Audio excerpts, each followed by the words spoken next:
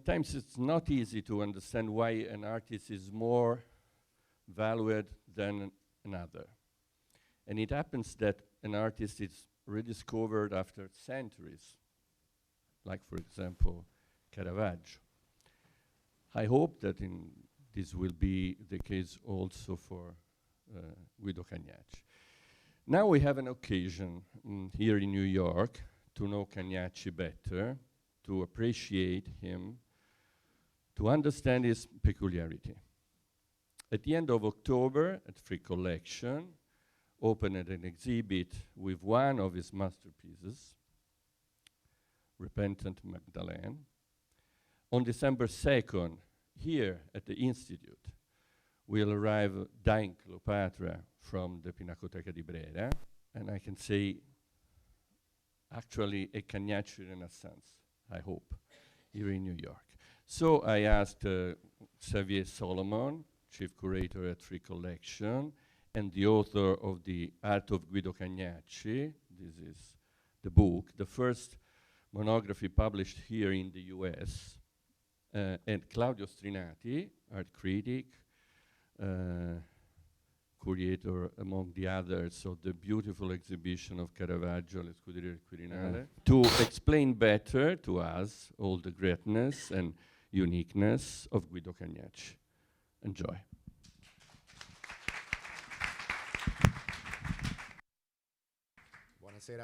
Buonasera a tutti. Grazie Guido, welcome everyone. So I'm going to start by introducing the three exhibitions and explaining why this is happening, which is really a strange and odd triangulation that happened almost by chance with many of these things, but actually I'm very happy it did happen. It starts with a partnership between the Frick Collection and the Norton Simon Museum in Pasadena. Now, I don't know if many people know about this museum, but I would argue it's the best collection of paintings, old master paintings on the West Coast. It's an incredible museum in LA. Pasadena is sort of part of LA. And it was assembled, like the Frick Collection, by a man, a single man, Mr. Norton Simon, who bought these paintings in the 1960s, 70s, 80s, and created his own museum. And his own museum is not like the Frick, purpose-built for the collection. But what he did, because he was a very savvy businessman, he bought another museum. So the Pasadena Museum of Art was going bankrupt. He bought it with everything in it, which was a great collection of contemporary, modern art from the West Coast of America. And in it, he put all of his collection of old masters. And he then added on, together with his wife, the Hollywood actress Jennifer Jones. They were very keen on Indian sculpture, and they put together one of the best collections of Indian sculpture outside of India, effectively, in this country at least.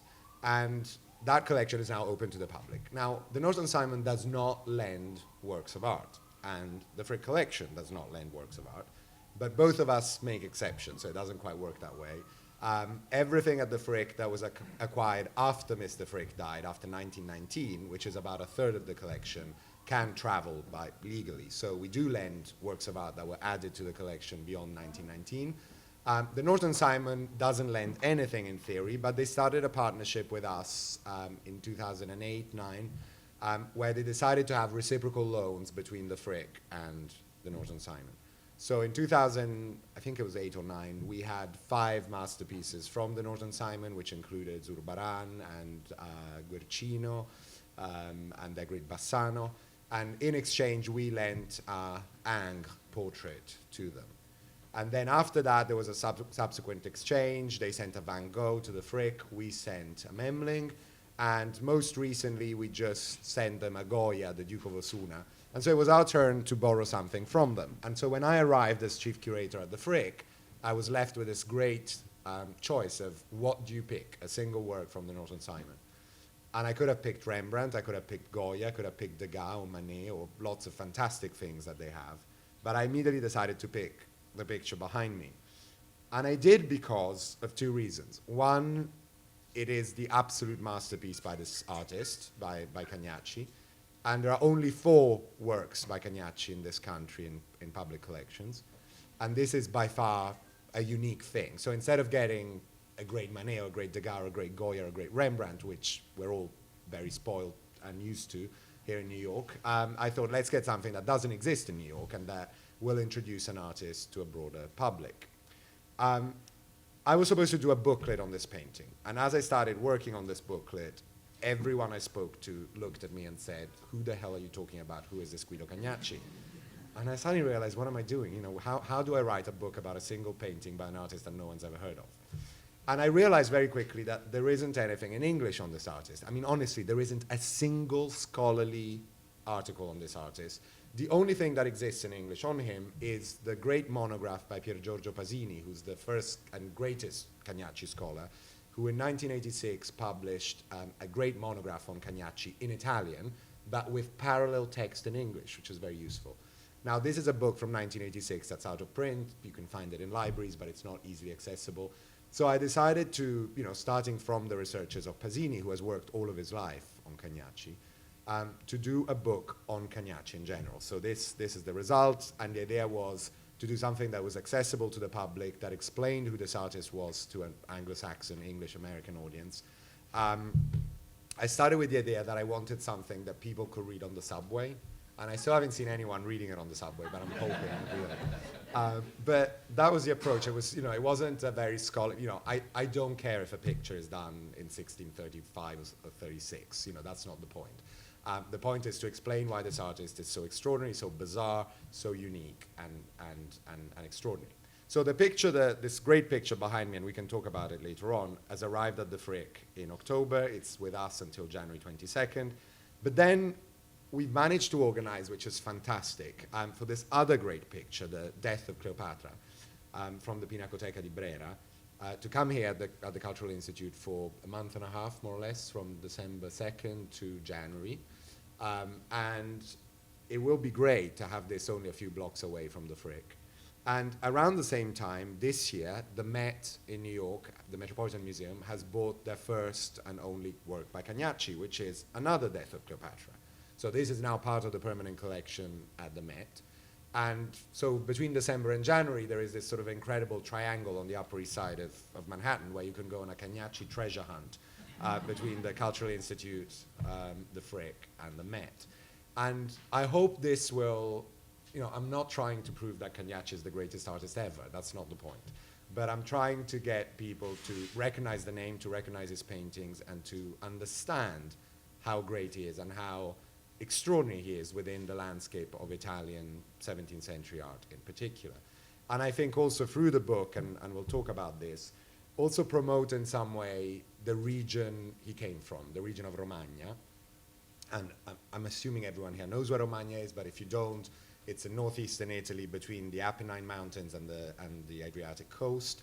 And it's an area of what is today Emilia-Romagna, but the Romagna itself was an area that existed from the Middle Ages and as a geographical area, and was ruled in the Middle Ages by a series of local lords, so the great Malatestas in Rimini and in Cesena, and other families in Pesaro and various other cities, on the border towards with the Marche to the south. And then by this point, by the 17th century, Romagna is part of the Papal States, and it's one of the provinces of the Papal States, and it remains that way until the unification of Italy. The great cities in Romagna are Rimini, Forlì, Cesena, Imola. They're all sort of to the east of Bologna and Emilia. Now, one of the problems with Italian art, and one of the problems that I wanted to broach with this book, is that whenever we think of 17th century art, we think of Rome, we think of Bologna, we think of Naples, maybe Venice. But there is lots of other centers where art was produced. Let's call them peripheral, provincial, whatever you want to call them. Doesn't mean that they're B-list places, but there's lots of interesting stuff happening in the 17th century in Genova, in Liguria, in the Marche, in Romagna, in Sicily. And it's something that hopefully scholars are beginning to look at again, and especially abroad. In Italy, I think there is a long-standing tradition of local experts who live in these areas, and you know, someone like Pasini, who lives in Rimini and has spent all of his life working on Cagnacci. But outside of Rimini, outside of Romagna, already, you know, in other areas of Italy, no one has a clue who Cagnacci is. By the time you get to America, you know, forget it. But it's fantastic that, you know, one of these great paintings is in Pasadena, in California, and it got there. And we can talk about how it got there in a minute. But So hopefully this is also an attempt to explain what's going on in some of these areas, and the culture in these areas is fundamental, not only in the 17th century, but going on up to this day. So, Romagna has a very specific tradition and specific dialect, if you want to say, in the artistic language. That's not at all. Buonasera. Good evening, dear friends. I apologize, but I speak Italian because my English is so bad, horrible, and I think it's better for me and for you to have a wonderful translation. So,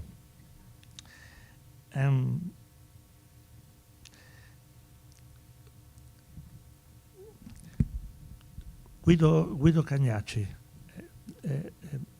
è forse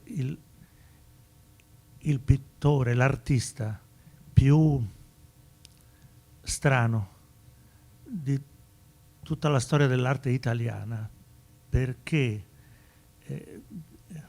una sua caratteristica è che è il meno italiano di tutti gli artisti italiani.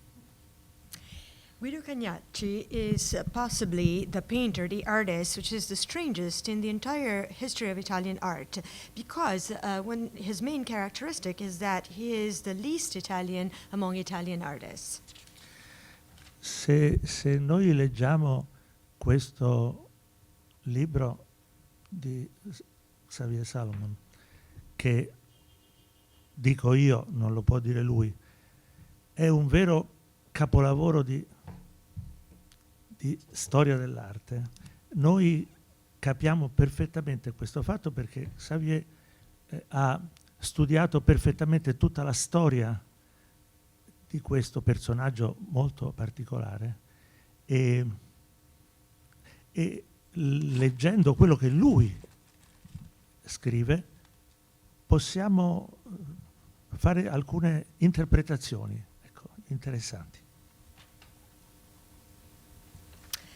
If we read this book by Xavier Salomon, which I'm allowed to say it, he can't, but I can, is a true masterpiece in terms of art history, you will understand this, because Xavier actually studied the entire story of this painter, and by reading what he writes, you can come up with some very interesting remarks. Molti di noi sicuramente conoscono abbastanza bene il cinema italiano del Novecento e soprattutto conoscono bene Federico Fellini, e dovete sapere che nel libro di Xavier c'è una incredibile citazione di Fellini ed è il film famosissimo La Dolce Vita. Xavier ha notato che c'è una connessione incredibile ma molto interessante tra il personaggio di Anita Ekberg nel film e i personaggi, alcuni personaggi femminili di Cagnacci. E io ora chiedo a Xavier di spiegare questo, di raccontare perché, che cosa hai visto, e giustamente tu hai visto in Cagnacci, sotto questo punto di vista.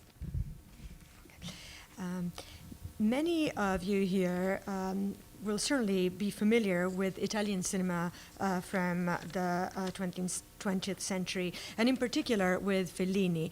And well, actually, in Xavier's book, there is a quote by Fellini, and in particular by La Dolce Vita. And Xavier noted that there's a connection, which is incredible and very interesting, between the Anita Ekberg character and many of the women portrayed by Cagnacci. Therefore, I'd like to give the floor back to Xavier and ask him to tell us more about it, to tell us more about the connection between Fellini and Guido Cagnacci.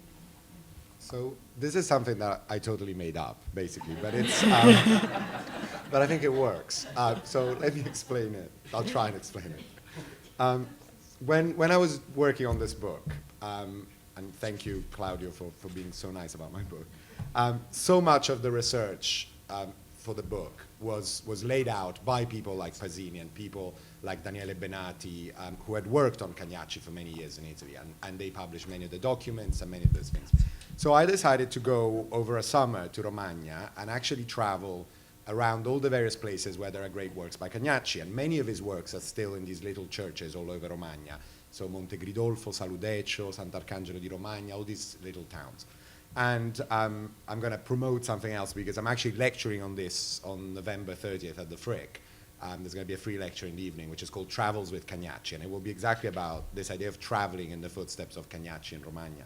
But my base in Romagna was the great hotel in Rimini, which was the inspiration for Fellini, who was from Rimini, for all his great films, including, you know, obviously Amarcord being the great one. So I would spend all of the day looking at looking at Cagnacci, and then getting back to the hotel and actually watching Fellini movies in this hotel.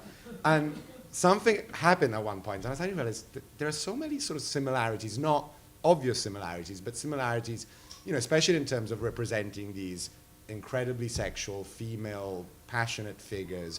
And I'm thinking of, you know, all the great characters in Amarcord, La Tabaccaia, the La Gradisca, and then, you know, obviously Anita Ekberg in La Dolce Vita. Now, Cagnacci was rediscovered in the 1950s. And this is a byproduct of the war. Effectively, when Cagnacci dies in 1663, he's forgotten. No one ever mentions him again. There are occasional mentions in Romagna and local literature in the 18th, 19th century. There's one remarkable description by Count Algarotti, who falls in love with one of Cagnacci's paintings in Forlì. But apart from that, there isn't anything. Now, of course, the area of Romagna is ravaged by the war. Rimini is effectively entirely destroyed by bombing. The great works of art are saved beforehand from museums and churches, but all of the great fabrics, including the Tempio Malatestiano, all of those are bombed and damaged. And in the late 40s, early 50s, there is a huge reconstruction of these areas. And what they do, which is pretty amazing when you think about it, is they decide to have a series of exhibitions about local culture to promote how great these regions of Italy were. And if you look at the 50s, throughout Italy, there were these great exhibitions about art in Liguria, art in the Marche, art in Romagna. And in 1952, there is the first exhibition on the Pittura in Rimini, great masterpieces of art in Rimini, looking at the Middle Ages in Rimini, which had a very important Giottesque school, and then the 17th century. And this is the first time that they get together all of the Cagnaccis in Romagna in this exhibition. And in the 50s, in the early 50s, people are, find it unbelievable to discover this artist. The only exception I found previously of someone talking about Cagnacci is in 1940, and it's Italian painter De Pisis, who used to go to Rimini on holiday, and he writes this remarkable article in the Resto del Carlino in 1940 on Cagnacci. And if I can find it, I'll quote from that, because the interesting thing is he captures the odd character of Cagnacci, but at the same time, he has no idea what Cagnacci looks like, because the paintings he thinks are by Cagnacci are actually not by him. I mean, that's what people realize later on. So it's a sort of remarkable thing.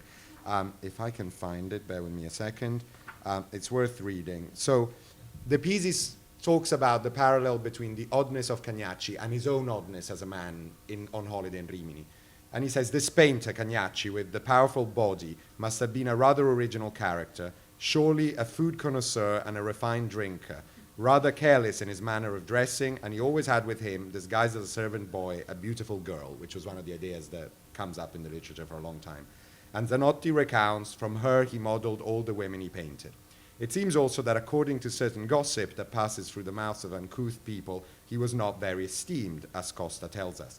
I contemplate these words, and I see that the world has not changed. The good people of Rimini hardly believe that I am a painter of a certain merit when they see me walk around town with my slacks covered in paint and my large straw shepherd's hat. So he draws this interesting link between the two. But in 52, there is this big exhibition in Rimini, and in 59, there is an even more important exhibition in Bologna, and it's about painting in Emilia-Romagna in the 17th century. And in this case, they not only have all the paintings by Cagnacci from the area, but they borrow some from private collections, and they borrow some from abroad, from Vienna especially. And the Brera picture is in this 59 exhibition. and the great Vienna Death of Cleopatra is also in that exhibition. And we'll talk later, some Italian writers react to this exhibition very directly. But of course, 1959 is the year in which La Dolce Vita is filmed. And the Dolce Vita is released in cinemas in 1960. The Cleopatra in Brera is given to Brera in 1960. So it's an exactly contemporary moment. Now, I have no evidence that Fellini saw the exhibition in Bologna. He may have. I don't know if he knew Cagnacci, and I spent a lot of time getting through the Fellini archives to see if there were any sketches or reference to Cagnacci. I haven't found any. Maybe they're there, I don't know. But maybe it's just something in the air. So you have a painter from the 17th century from Rimini, around Rimini, a 20th century film director from the same area. And this was a sort of ideal of female beauty that somehow transcended between the 17th century and the 1950s and 60s. I mean, Ekberg is a very 1950s, 1960 female beauty as a model. And so the idea that the Cagnaccis came back to fashion at that point is very interesting. So I'm not saying that Fellini was necessarily thinking of Cagnacci when he was filming Anita Ekberg, but there is something about this sort of voluptuous, sexy kind of, you know, sort of largish ladies that is sort of obviously going around at that time.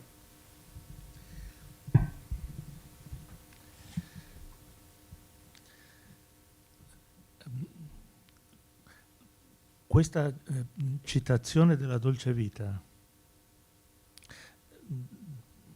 dal mio punto di vista, è esatta dal punto di vista scientifico. Scientifico intendo della storia dell'arte. Dico perché.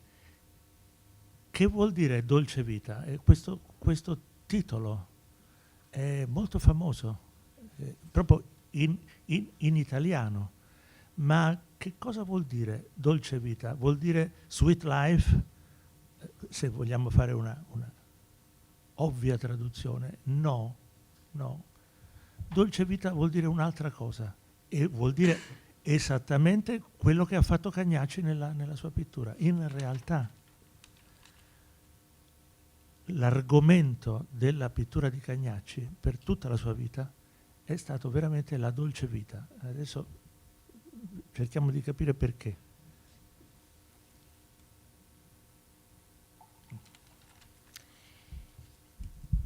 Mentioning La Dolce Vita, in my opinion, is a scientific action, scientifically correct in terms of history of art. Because when we think about the words, what does La Dolce Vita mean? It is a very famous title in Italian. It could be translated in a plain way with sweet life, but it's not that. It's a different thing. So what it is, it's exactly what Cagnacci did in his paintings. And in all of his work, he was truly able to convey what the Dolce Vita is. And we're going to show you some images that will help us understand why.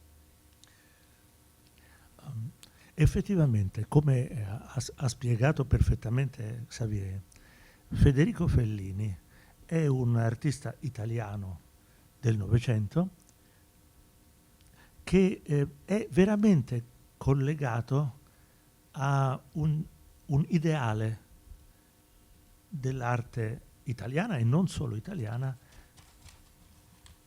del Seicento, di qualche secolo prima di lui. La dolce vita in realtà vuol dire il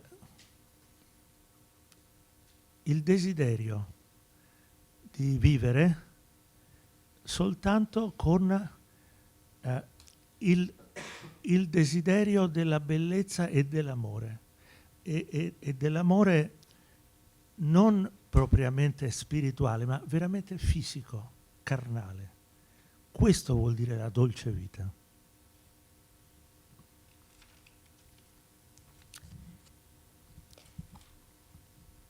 Actually, as Xavier explained very well, Federico Fellini is an Italian artist from the 20th century, which is truly connected to an Italian ideal of art, which dates back to the 17th century, so centuries before him. Dolce Vita means trying to live promoting what is a true desire for beauty and for love. And when I say love, I'm not talking about spiritual love, but physical, bodily love. This is what Dolce Vita is. Il protagonista del film La Dolce Vita, Marcello, che è l'attore italiano Marcello Mastroianni, è un uomo che desidera moltissimo l'amore, ma non riesce a trovarlo e non sa bene esattamente che cosa deve fare della sua vita, e durante il film incontra persone che vivono l'amore in un modo bellissimo e persone che vivono l'amore in un modo tragico, che le porta vicine alla morte, che è l'opposto dell'amore. The protagonist of La Dolce Vita, Marcello, of course the actor Marcello Mastroianni, is a man who deeply desires love, but he can't find it. And he doesn't know what to do with his life. And during the movie, he meets different people who experience love in different ways, some of them in a beautiful way, and some of them in a tragic way, which actually leads to death, which, of course, by definition, is the opposite of love. Questo tipo umano, questo carattere particolare, è stato molto, molto studiato proprio nel secolo in cui è vissuto Cagnacci. Ed è più o meno in quel periodo che nella letteratura è stato inventato il personaggio che ha ispirato anche Fellini, ed è il famoso personaggio del Don Giovanni, il libertino, il seduttore, l'uomo che insegue sempre l'amore, ma in realtà non trova mai la stabilità.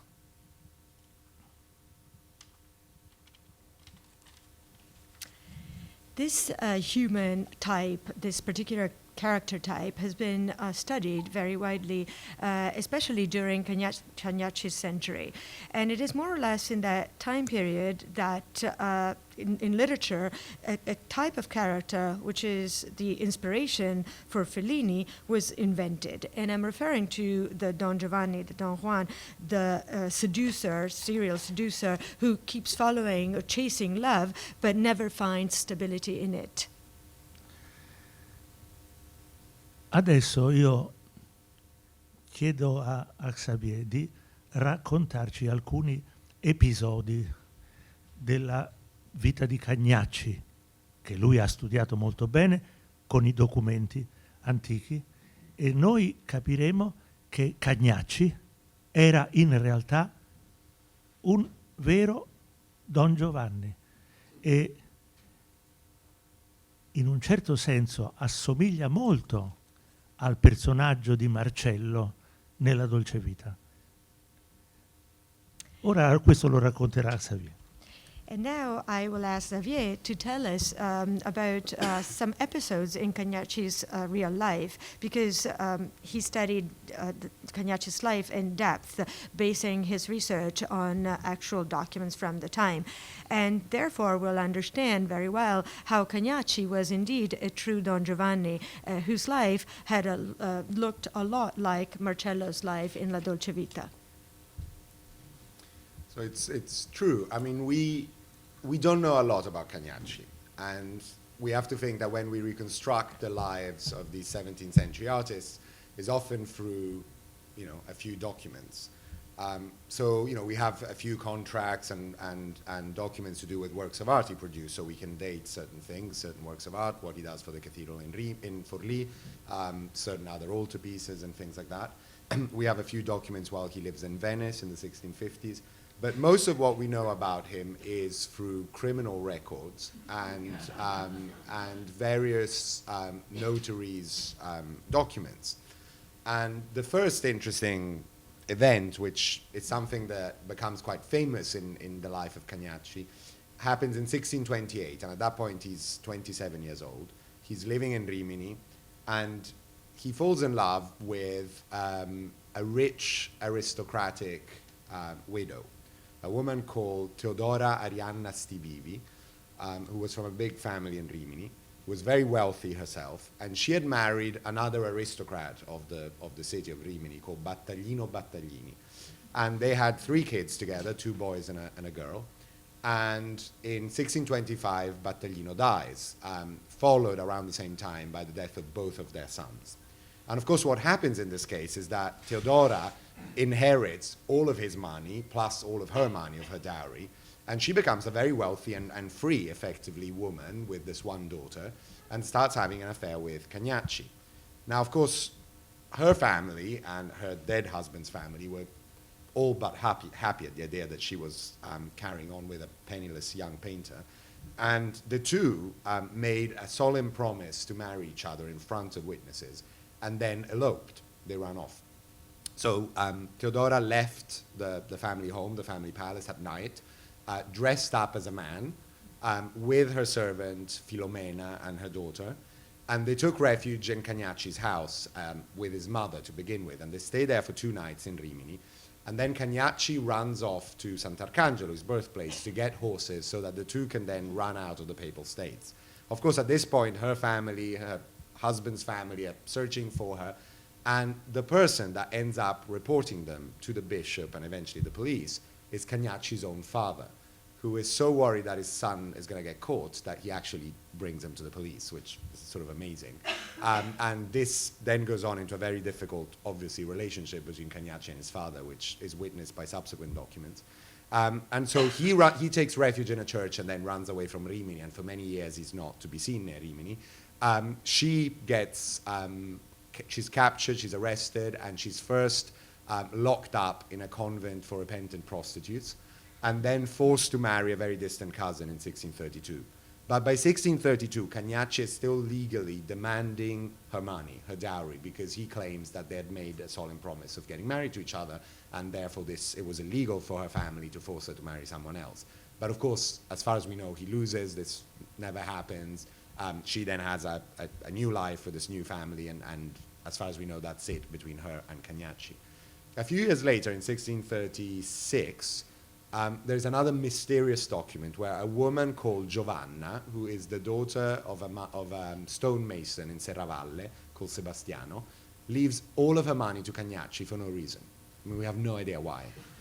So there's this bizarre document where she's leaving all the money to him, and all she asks for is a very basic upbringing fee that she can keep having as she lives. And then she asks him to pay for masses in the event that she is to die. And of course, we don't know if Cagnacci ever does that. We don't know how long she lives for. I mean, we don't know if she's a lover, if she's a distant relative. I mean, we have no idea who she is. Then there are all these stories that the Pisis had also referred to, of him always being surrounded by beautiful young women dressed up as men. And the reason this was happening was that it was obviously illegal, especially in the Papal States, for a man to live, a single man to live with a single woman without them being married. And the church, the Inquisition, they were constantly checking. There were censuses that were done throughout the Papal States to make sure, that these famous stati d'anime, in which they check, who is living in each house, and we know who is living with whom. And clearly, if it was a single man with a single woman, that was illegal. So all of these girlfriends and models were workshop assistants, boys, that he had in the house. And so several sources at the time refer to this. Now, as I mentioned, Cagnacci is constantly running away from one thing or another, and when he gets to Venice, he actually even comes up with a new name. Not a very imaginative name, I have to say. Instead of Guido Cagnacci, he decides he's called Guidobaldo Canlassi, which means not particularly different. But there is this sort of bizarre story of one of his friends from Romagna going to visit him in Venice. And he arrives there in Venice at his studio, and he asks for Guido Cagnacci. And one of the Venetian assistants says, oh, no, sorry, you got the wrong address. This is another painter called Guido Baldo Cagnacci. So the man's very confused and leaves. And as he's leaving, he bumps into Cagnacci, who's coming back home, and he's even more confused because then he realizes that he's going under a fake name. So we have this evidence that for the 10 years in Venice, he's using this fake name. The thing that really confuses me is that all the pictures from this period are actually signed Guido Cagnacci. So trying the fake name didn't work so well, apparently. But I don't know what happened there. But the other interesting thing is the relationship with the father. And the next document we have about that is his father's will. And his father leaves everything in 3 parts to Guido and to his 2 sisters. And interestingly enough, Guido never marries, never has a family. And his 2 sisters never marry and never have a family. So it's the last generation of the Cagnacci family. When Guido dies, he leaves everything to his sisters. When one of the sisters dies, she leaves everything to the remaining sister. And when she dies, she leaves everything to the local church. So that's the end of Cagnacci's possessions, workshop, family, all of that. So when the father dies, he leaves everything in 3 equal parts. But he detracts from Guido's inheritance all of the expenses he had spent for his education, and he lists every single cent of sending him to Bologna to study, sending him to Rome to study. He detracts all of that from the inheritance. And he's so precise that he even gets to the point of detracting the value of a pair of bed sheets that Cagnacci had taken from his father's house without permission. It's like absolutely bizarre. I mean, you read this document and you think, the father must have been a serious piece of work. And poor Cagnacci, probably kept away from him as much as he could. So these are sort of snippets that we get for his life. We don't know anything else. I mean, we hardly know where he lived. I mean, we know that he had a studio in Venice, in a certain area of Venice at one point. We know when he's in Vienna that he's a court painter, but we don't really know where he's based. And he's changing constantly. I mean, we have documents that prove that he is in Cesena, and then he's in Forlì, and then he's in Rimini again. So he's clearly moving around looking for patronage. At one point in the 1640s, he's desperately trying through a man called Virgilio Spada to get to Rome and work for the new pope. 1644 is when the new pope, Innocent X, Pamphili, is appointed, is elected. And so the new pope, there is the idea that maybe he can get in there and get patronage in Rome, but somehow it never works out. I mean, he never goes to Rome, and that just never happens.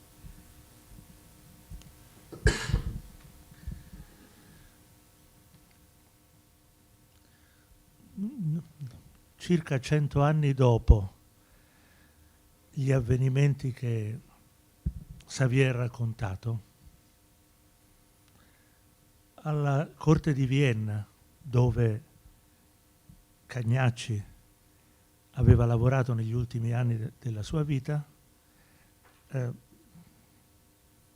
ebbe un immenso successo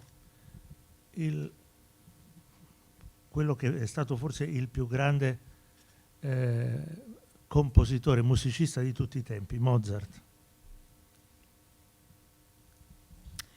About 100 years after the stories that Xavier just told you about, at Vienna's court, where Cagnacci worked for the last few years of his life, a musician who is possibly the greatest musician ever was particularly successful. And I'm talking about Mozart, of course.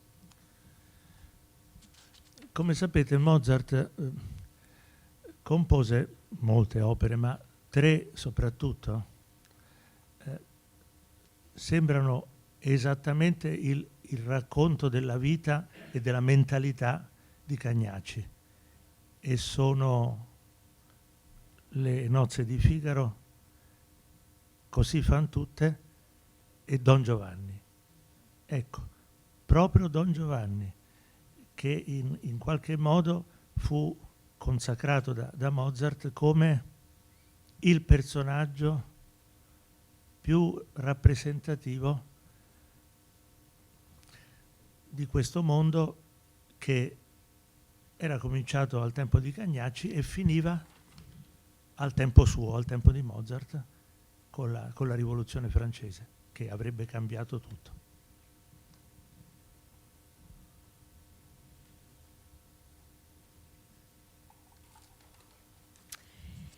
As you know, Mozart composed many operas, but 3 of them seem to depict exactly what was Cagnacci's life and mentality, and I'm referring to The Nozze di Figaro, Così fan tutte, and Don Giovanni.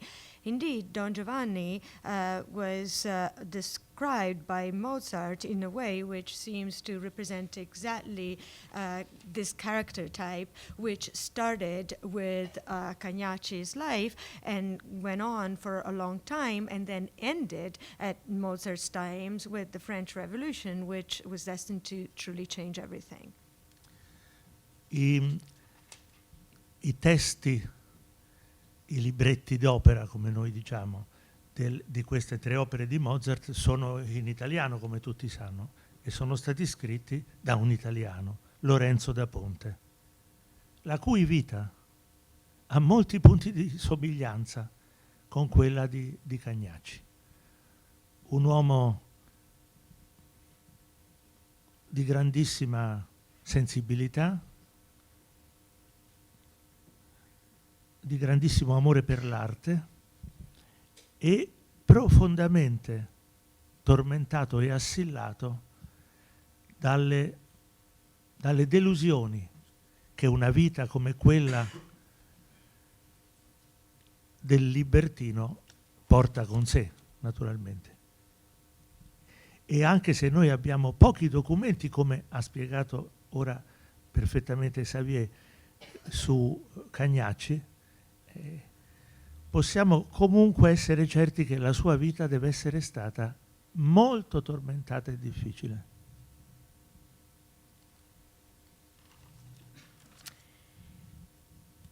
The opera librettos for these 3 operas I refer to are, of course, in Italian, and they were written by a man, Lorenzo da Ponte, whose life had many points in common with Cagnacci's life.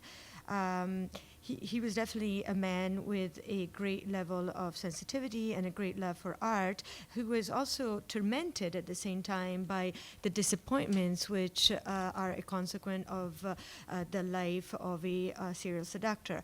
And as Xavier explained, there are very few documents on Cagnacci's life, but what we do know for certain is that his life must have been very tormented and difficult. E questo è il motivo per cui dicevo che Cagnacci nella storia dell'arte italiana è poco italiano, perché in effetti si è potuto esprimere al massimo livello quando è stato al servizio dell'imperatore di Vienna, dell'imperatore d'Austria, quando cioè è uscito dal mondo cattolico italiano, che certamente non era adatto a lui.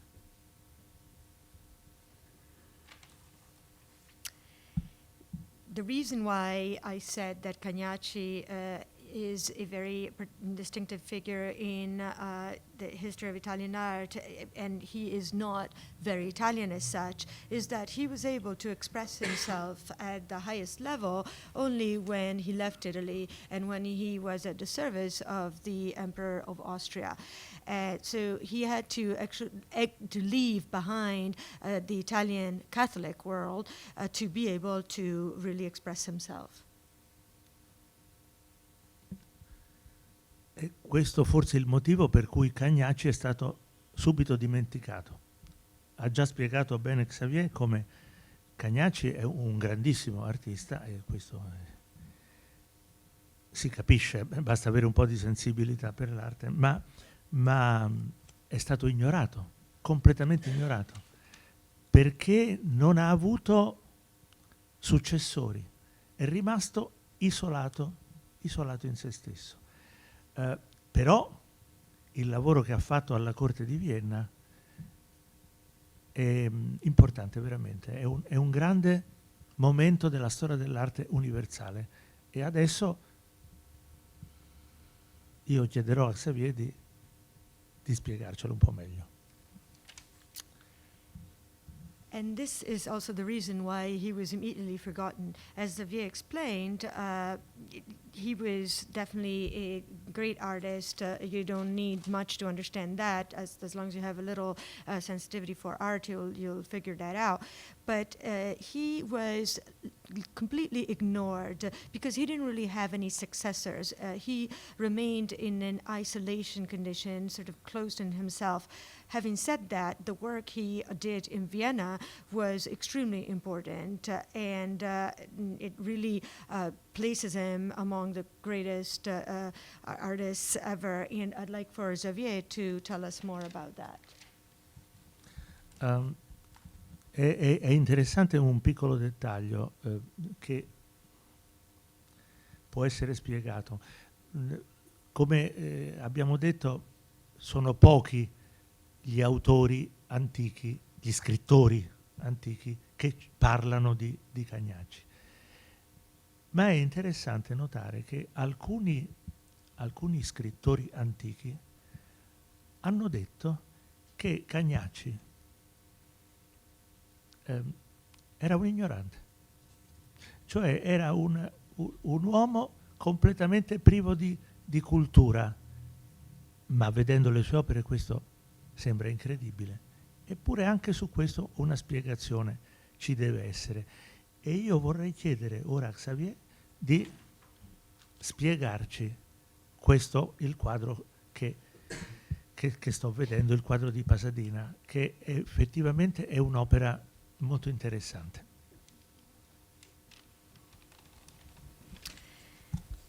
There's an interesting detail that I want to mention.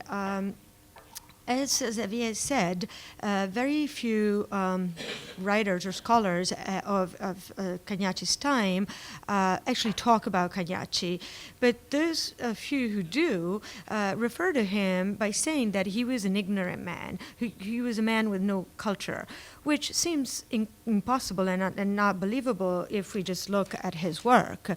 So there must be an explanation to this. So I'd kindly ask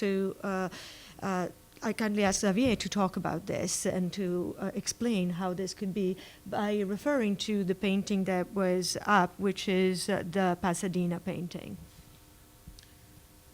Yeah, absolutely. I mean, before doing so, I wanted to go back to what Claudio said about Mozart, and just to, again, recommend the reading of the memoirs by Lorenzo da Ponte, because they're absolutely fascinating. And he actually came to New York in the 18th century. He spent some time in New York, which is pretty amazing when you think of Mozart's, librettista who's spending time in New York.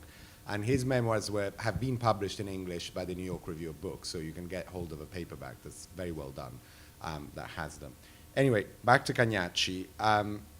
We discussed his love of women, his adventurous life, but he really becomes known on the market in northern Italy because of paintings like this. So this is the Met painting that was acquired by the Met, and this is done in the mid-1640s. And you can see that, a painting like this, then, got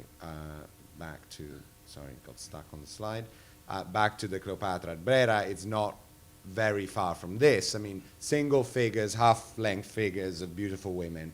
And his critics at the time, who are mainly other painters, especially in Venice, comment on this and comment on the fact that he is painting the same figure basically over and over again, and that there are these women, and then he adds little attributes of some kind, and suddenly they become, Cleopatra, Lucretia, or something like that. Of course, the critics at the time, especially Boschini and Pietro Liberi, who was another painter in Venice at the same time, criticized him and made sort of jokes of his name as well, because of course Cagnacci in Italian means sort of bad dogs. So there are all these references to bad dogs in painting, which clearly are referred to him. But I'm trying to find, if I can find the exact quote. Yeah, here we go. There are these references to bad dogs, bears, and wild boars who can't paint in Venice. And this is in Marco Boschini's Carta del Navegar Pittoresco of 1660. But then referring to some of these painters, and Cagnacci is never named, but it's clearly about Cagnacci. And he says they're so miserable in their design and so feeble in finding an invention.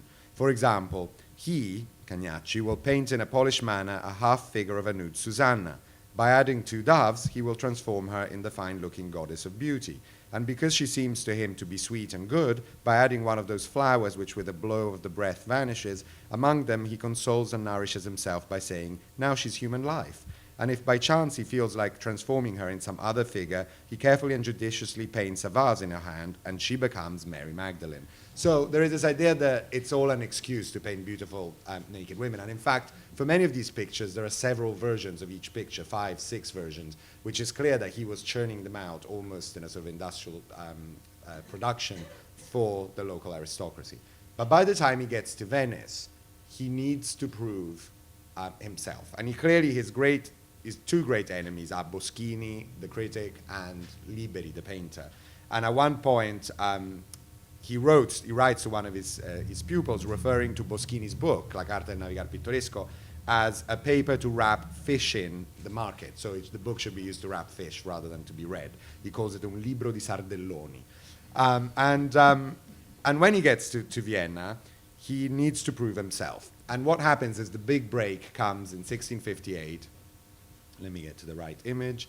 Because in 1658, a young boy of 18 becomes the emperor, Leopold I. And Leopold's uncle, Archduke Leopold Wilhelm, is very interested in Venetian art, is very interested in Italian art. He puts together one of the great collections of all time, and he calls a series of paintings are active in Venice, including Cagnacci, and including Liberi, unfortunately for Cagnacci.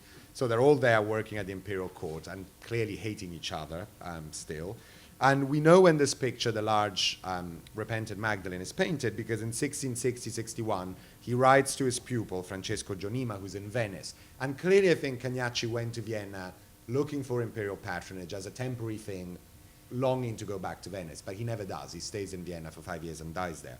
And he writes to Gionima saying that I cannot come to Venice anymore after Easter because His Imperial Majesty has asked that I promise to make him a painting of the repentant Saint Mary Magdalene with 4 full-length figures, the painting behind me. And then he adds, very sarcastically, and because I cannot paint feet, it would probably be better if Cavalier Liberi could come and paint him himself. So he's sort of commenting on the fact that he's criticized for not being able to paint full-length figures and not painting great history paintings like this.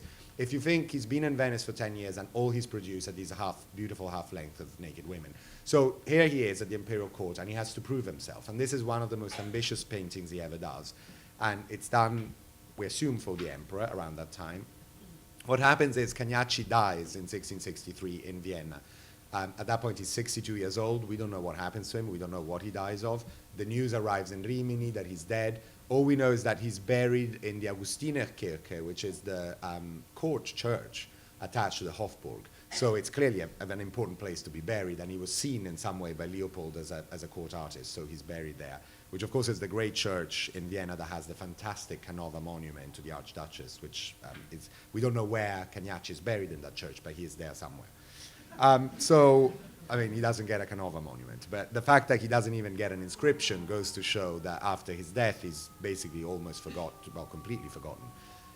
This painting then appears 3 years later, well, 2 years later in 1665 in Italy.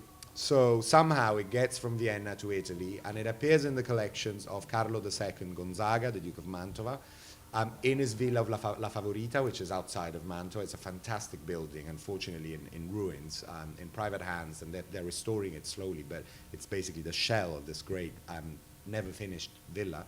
And the painting was there in 1665, and then it remains in the Gonzaga collections until the great sale of the Gonzaga collections in the early 1700s. And in 1711, it's in England in the collections of the Duke of Portland, first at Bulstrode House and then at Welbeck Abbey. And it remains in England in the same family from 1711 until 1981, which is when then Norton Simon buys it. So it's in Italy probably for 20 years or so at the end of the 17th century. We have no idea how a painting like this was received. So we don't know. Did the emperor like it? Did the Duke of Mantova like it? Was it thought to be weird at the time? Was it thought to be wonderful? We have absolutely no clue for that. We also don't know why it goes, it seems to have been commissioned by the emperor, so why does it get to Mantova? Is it a gift from the emperor to the Duke of Mantova? Is it an acquisition? Does he sell it? Does he not like it? And then the Duke of Mantova buys it? We don't know. The Duke of Mantova is directly connected to the imperial court because He is married to the emperor's cousin, so the Duchess of Mantova is from the imperial family, and the duke's sister is the emperor's stepmother, one of these sort of weird dynastic nightmares.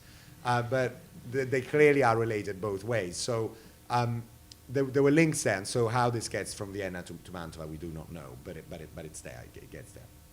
And the scene is based on a play, probably, a religious play by Giovan Battista Andreini in 1652. He composes this in Milan, and it's La Maddalena lasciva e penitente, and probably also based on a bestseller of the time, which is Pietro Aretino's Umanità di Cristo, which is written in the 1530s, but then it's republished almost on a yearly basis in Venice and outside of Venice.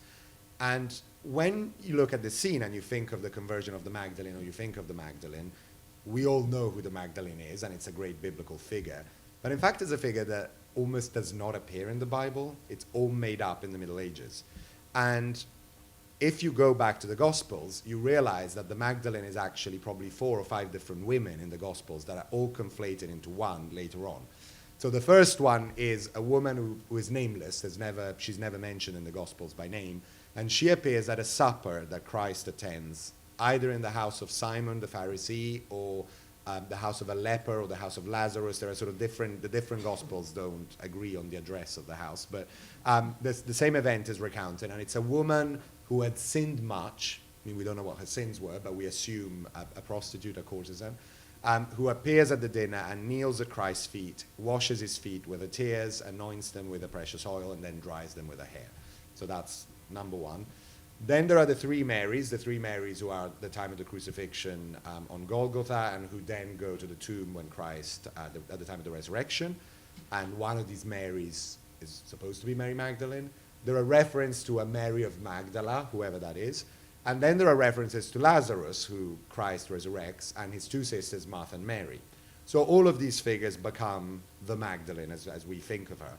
But the idea of the conversion of the Magdalene is something that only appears much later on in the Golden Legend, and then described in this way in the Umanità di Cristo in Aretino. So Aretino tells us very precisely that there are two sisters, Martha and Mary. Mary is a courtesan, a prostitute, very wealthy, always beautifully dressed. Her sister is very plain, boring, kind of upright and moral. And Martha is trying to convince her sister Mary to go to the temple and listen to Jesus. And finally she does. And Mary dresses up. She gets one of her most expensive outfits. She puts on pearls around her neck, jewels, rings, and bracelets, goes to the temple. And as soon as she walks in, and as soon as she hears Christ speak, she blushes and realizes the wrong of her life. She kneels at his feet and then rushes back home. And once she gets home, she locks herself up in her bedroom and takes all of her clothes off, all of her jewelry off, and she starts sobbing bitterly and repenting about her sinful life. At this moment, her three maids, who Aretino very specifically names, they're called Aurora, Rosa, and Stella, so we also know what the Magdalene servants are called, walk into the room, and they're so shocked at seeing what they find in the room that they run away. And then Martha comes in, and Martha consoles Mary. So this is the story that's described by Aretino. And if you look at the painting, that's exactly the story in the painting. So you have Mary on the floor. She's cast off her expensive clothes and jewels. And if you look on the right, there is a big pile of her outfit, her unbelievable shoes. If you look at this painting close up, the shoes are amazing. There is a little box, a green box with the jewelry spilling out, and then all the jewelry on the floor. And you see that there is a necklace, a pearl necklace that she has ripped off her neck, because you see the thread and the pearls spilling out onto the space, onto the floor. And there she is, clutching a gold necklace as a rosary bead in her hands. She's sort of praying with that. And her face is sort of tear-stained, it's sort of reddened. You can actually see her makeup drip from her eyes, which is sort of amazing. And Martha is next to her, consoling her. At the back, you get two of the servants rather than three, leaving the room, running out of the room. And through x-rays, we know that Cagnacci changed the scene, and there was another kneeling figure at the back that he then got rid of. So maybe originally there were three servants, and then there became two. We don't really know. In between Martha and Mary, you see a little jar, a little porcelain jar that's open. And then one of the servants has a little glass sort of recipient with some oil in it. And that's obviously a reference to the famous ointment of the supper in the house of Simon. And when you see the Magdalene, she always has a little jar somehow. So that's kind of an attribute to identify who she is. And the two servants are running out onto this fantastic balcony while Martha points to the allegorical figures in the painting. So these are figures that are not described by Retino or by anyone, but they appear as a commentary to the scene, and very clearly they're an angel and a devil, and the angel is casting the devil out of the room, and clearly it's sort of virtue triumphing over vice. So the whole idea of the painting is that it's the Magdalene's new life, a new virtuous Christian life that begins after a life in sin. The devil is cast out of the room, and then you have the beautiful detail on the balcony of a terracotta pot with carnations in it, a plant of carnations. But the carnations are budding, they're not in flower. You can see that they're almost there. And so there is this idea almost of a new life that's beginning, and the flowers are sort of pointing to that, the beginning of a new, fresh life. Now, Cagnacci must have had a lot of trouble trying to create that scene of the devil and the angel. Because obviously the angel is this wonderful, towering central figure. But how do you show a devil going away? Because obviously he's not really heading for the window. And you can't have him at the window, because at the window he would be going upwards, and that would give the wrong message of a devil going up to heaven or something. You don't want him to like plunge into the floor, because it's just going to look stupid. And that whole area, again, through x-rays, we see that he originally had the devil standing and crouching, and then he moved it, and he didn't quite know what to do with it. So there is this weird sort of mid-air flight with the idea that he's going to some place down to hell, but we don't really know what that place is. So it's a very complicated construction in many ways as a painting. And it's interesting that it's signed Guido Cagnacci, inventor. So there is this idea, it's not Pinxit, he didn't paint it, he created the scene. And I think he's proving to the emperor and to his enemies that he is a great and complex composer of images of this kind, of great history, religious paintings.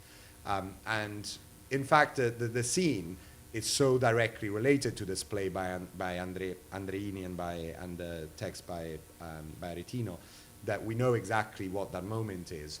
But for a long time before this exhibition, this painting had the title that was given at the sale in 1981 of the painting when Norton Simon bought it, which was Martha Rebuking Mary for Her Vanity.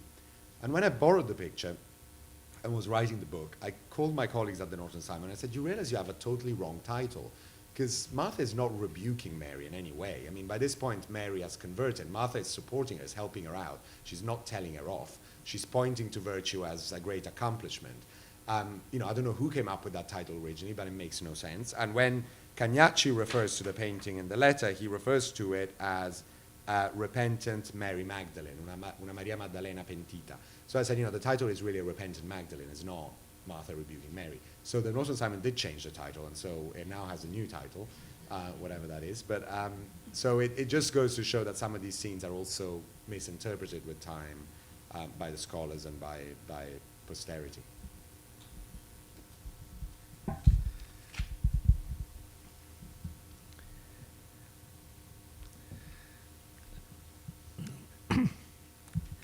Considerate l'ultima cosa che ha detto Xavier, la questione del titolo. È molto interessante, ma non solo per questo quadro, ma per tutta la storia dell'arte italiana di quell'epoca. E vi dico subito perché. Let's just focus on the last thing that Xavier discussed, that is the title issue. It is a very interesting issue, not just for this painting specifically, but for all of the history of Italian art at that time, and I'll tell you why. Bisogna pensare che nel 1600, nell'epoca di Cagnacci, non esisteva veramente il concetto del titolo per un quadro. We have to think that in the 17th century, in Cagnacci's days, the idea of a title for a painting didn't exist. Un libro pubblicato in quell'epoca, aveva un titolo naturalmente, come succede oggi.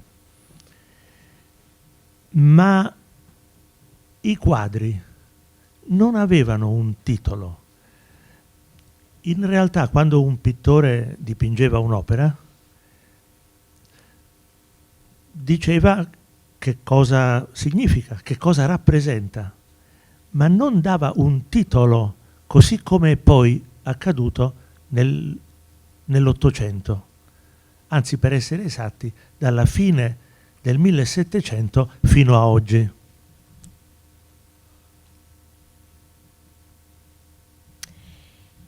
A book that was published at that time did have a title, as it does today. But for paintings, it wasn't like that. When a painter painted some work, he or she would just describe what it was, but it didn't give the work of art a title as such. That is something that started happening only in the 19th century, or to be more specific, from the end of the 18th century. È molto importante conoscere il titolo di un quadro di Monet o di Jackson Pollock. Ma se qualcuno avesse chiesto a Cagnacci come è intitolato questo quadro, probabilmente Cagnacci avrebbe detto: ma non lo so, no, non c'è nessun titolo, rappresenta la Maddalena penitente. Avrebbe detto questo, ma non avrebbe detto è intitolato la Maddalena penitente. È un piccolo dettaglio, ma è molto significativo.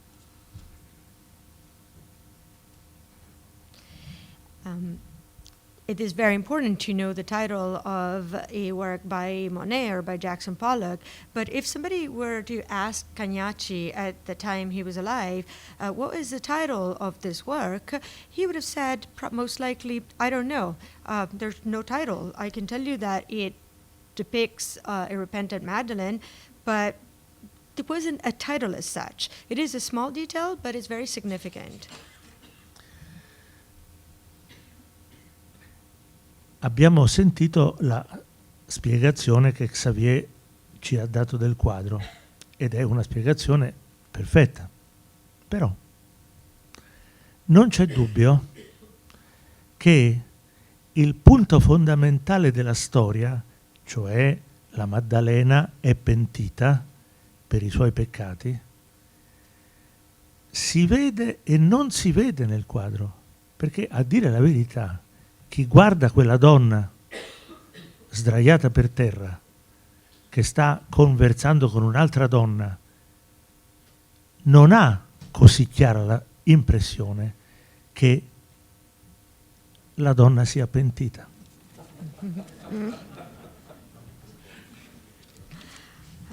We've heard Xavier's brilliant explanation of the story behind the painting, which was perfect. Having said that, undoubtedly, the key point of the story is really, which is that the Magdalene has repented for her sins. Well, you may or may not see that in the painting, because actually, if you just focus on the woman who's lying on the floor, conversing with another woman, well, it's not all that obvious that she has repented. Nella famosissima opera di Mozart, Don Giovanni, il punto fondamentale è che alla fine dell'opera Don Giovanni deve pentirsi e infatti viene trascinato nell'inferno, ma in realtà chi ascolta l'opera ha la sensazione, e poi lui lo dice chiaramente, che non solo Don Giovanni non è pentito, e lui dice non sono pentito, ma che non esiste una rappresentazione possibile di questo sentimento, che è proprio la cosa tipica, il concetto tipico della cultura libertina. Il pentimento non si può raggiungere. E in questo senso Cagnacci è stato veramente un grande Don Giovanni della pittura, in questo senso.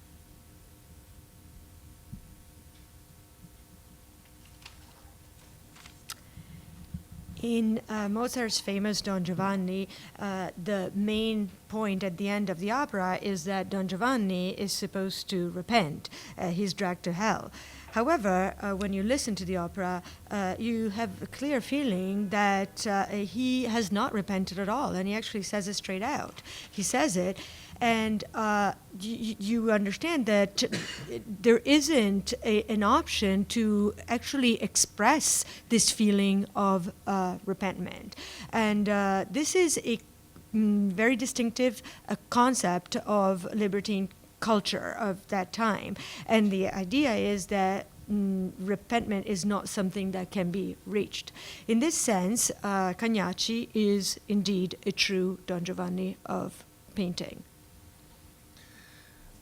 Molti secoli dopo, uno scrittore italiano, grande scrittore italiano, Alberto Arbasino, ha interpretato in questa ottica Cagnacci. È stato uno dei primi scrittori italiani che ha riscoperto la figura di Cagnacci.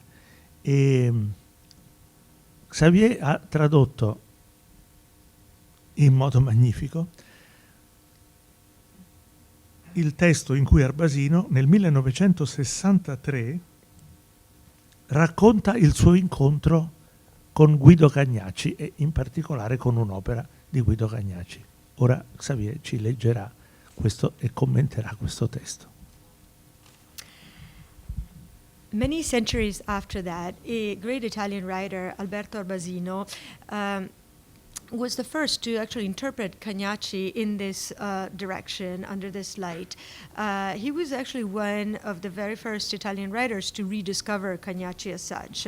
And Xavier brilliantly translated a passage in which, in 1963, Arbasino describes his first encounter with Cagnacci's work. And I kindly asked Xavier to actually read this passage and then elaborate on it. So yeah, to conclude, let's talk about the Cleopatra, which is, we talked enough about the Magdalene, but this is the Cleopatra that is arriving here at the Cultural Institute in December. So when this painting is shown in 1959 at this exhibition, the Maestri della Pittura del Seicento Emiliano in Bologna in 1959, it's a huge revelation to everyone. It comes out of a private collection in Rome. No one had seen it before. One of my favorite descriptions at this point is from the art historian Francesco Arcangeli, and it's very brief, but I'll read it both in Italian and in English because I think it sounds a lot more beautiful in Italian than it does in my rather bad translation. But Arcangeli writes about questa Cleopatra, fulva e pienotta, che sembra assopita, ma più che nel letargo profondo e sotterraneo dei sensi, in quello più lieve, sotto la luce chiara della sua umana e bellissima frivolezza. Which I love. So it's this Cleopatra, tawny and plumpish, who seems drowsy, but rather than in the overpowering and subterranean lethargy of the senses, under the clear light of her human and most beautiful frivolity. Now, what happens is that this painting is shown in 59. In 60, a year later, is bought by a great collector in Milan, Alberto Saibene, who had put together this incredible collection at Via Palestro in Milan, which his heirs still have, a fantastic collection that's then catalogued by Federico Zeri a few years later. But immediately, in the same year, he gives it to the Pinacoteca di Brera in Milan. And his excuse for giving it is that he had given it in the hope that the deed would awaken in our fellow citizens of Milan the desire to enrich the civic galleries more and more with truly significant works. And since then, it's been one of the great masterpieces of Brera. Now, of course, the gift was a very generous gift to Brera, but the story, I know the family, goes that when he brought the painting home, his wife Carla said, it's either her or me, and that's why he gave it to Brera. So it actually never hung in the house. And I found this particularly interesting because I found then a reference in 1741 of someone else, a notary called, a senator, Senator Ghislieri in Bologna, who had a painting by Cagnacci, but he had a very beautiful half figure of a nude woman by the same Cagnacci, but because of some qualms, he decided to deprive himself of it. So there is a sense that you have these paintings in your house and it's kind of weird and you need to get rid of them. So, you know, already in the 1740s this was happening, but Saibene does the same.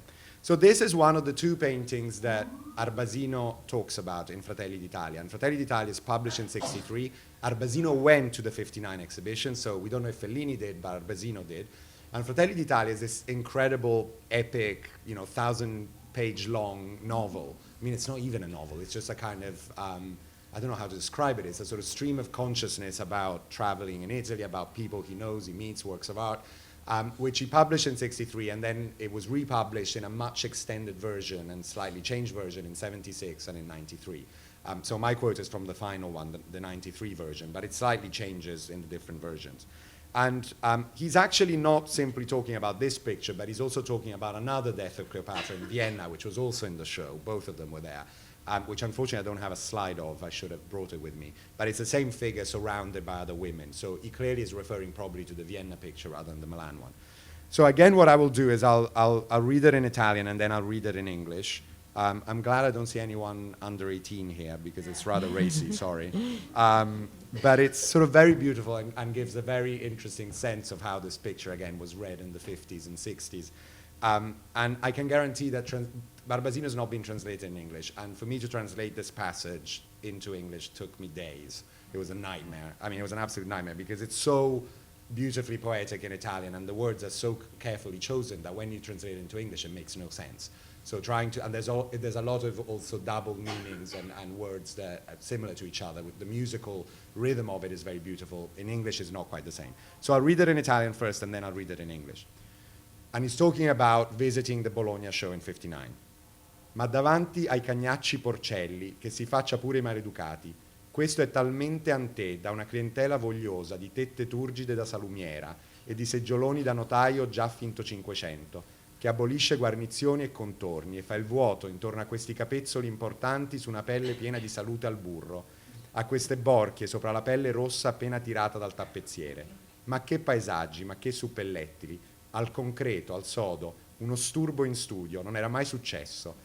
Fatto passare, abbia pazienza signora, per una morte di Cleopatra, una scenetta di genere. Col suo aspide in mano come un asparago, keep the aspidestra, e le altre donne e ragazze della maison tirate giù dai letti senza ricoprirsi, lei titubante si abbassa morendo le mutande bianche e la sottana celeste. E forse il committente è un laido commendatore edipico, che ha regalato a un bordel come Proust il mobilio dello studio del papà magistrato, avvocato, che parlava sempre male delle donnacce, e adesso eccole tutte lì, sulla poltrona a cui lui teneva tanto, con l'indice e il pollice riuniti, come chi ha acchiappato sulla pelle o finta pelle qualche insetto sconveniente nella patria del mom.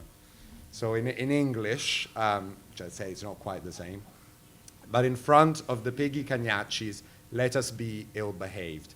This is so haunted by clientele eager for turgid tits, like those of a butcher's wife, and for large notaries' armchairs in the 16th century style that abolishes trimmings and contours and creates a void around those important nipples on a skin that is full of buttery healthiness, and around those studs over red leather just stretched by the upholsterer.